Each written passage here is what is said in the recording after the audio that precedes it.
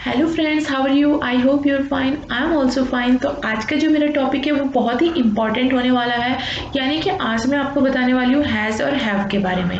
ये बहुत ही ज़रूरी टॉपिक है और आपको ये वीडियो लास्ट तक ज़रूर देखना है, क्योंकि हैज़ हैव के बहुत अलग अलग यूज़ होते हैं। हम एक ही एंगल से हैज़ हैव को नहीं देख सकते हैं। यानी कि जो भी टेंसेस में यूज होता है, टेंसेस में हैज़ हैव का यूज किया जाता है वर्ब की थर्ड फॉर्म के साथ, लेकिन इसके कुछ और भी तरीके हैं हैज़ हैव के यूज करने के लिए। तो वो सारे मैं आपको इस वीडियो में क्लियर करने वाली हूँ और यकीन मानिए बहुत ही बारीकी से आप इस वीडियो को समझ लेंगे और हैज़ हैव के सारे यूज़ करना आप जल्द ही सीख जाएंगे।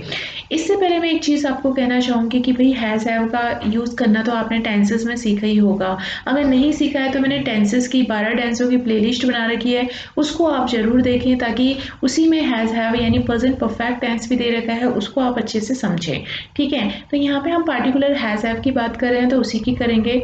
सबसे पहले मैं आपको टेंसेस में जो यूज़ होता है प्रेजेंट परफेक्ट टेंस में, यानी जिन वाक्यों के अंत में चुका है, चुके हैं आता है, यानी कि जो कार्य हो चुका है, जो काम हो चुका है। ठीक है, तो उसमें हम हैज़ हैव का यूज करते हैं।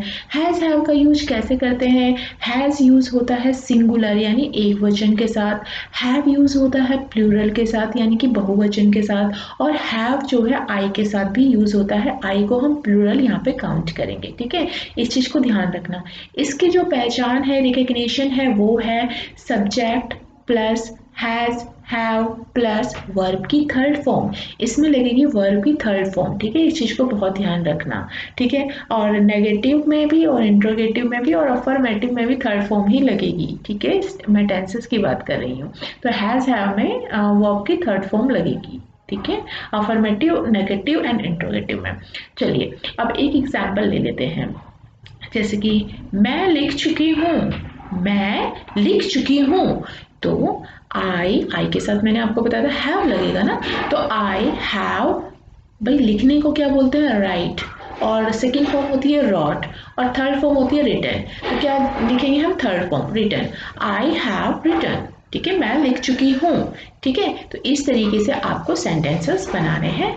और अगर इसी की जगह पे मैं अगर यहाँ पे ले लूँ कि सीता लिख चुकी है, तो सीता यहाँ पे सिंगुलर है ना सीता, तो यहाँ पे हम क्या यूज़ करेंगे? हैज़ यूज़ करेंगे।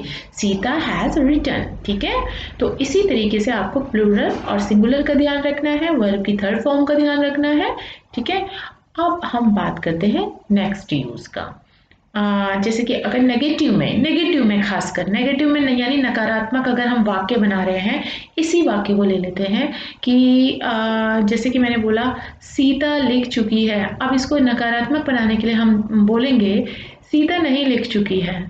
ठीक है, तो इसको आप कैसे बोलोगे?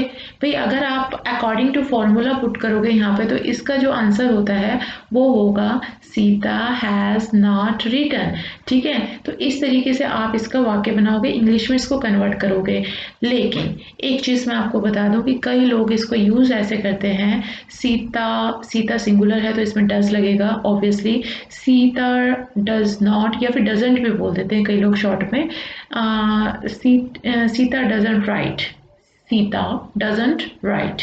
ठीक है, आपको पता है डू और डज में जो है फर्स्ट फॉर्म लगती है। ठीक है, तो इसमें इसी की तरह यहाँ पे सीता डजंट राइट इस तरीके से बोल देते हैं।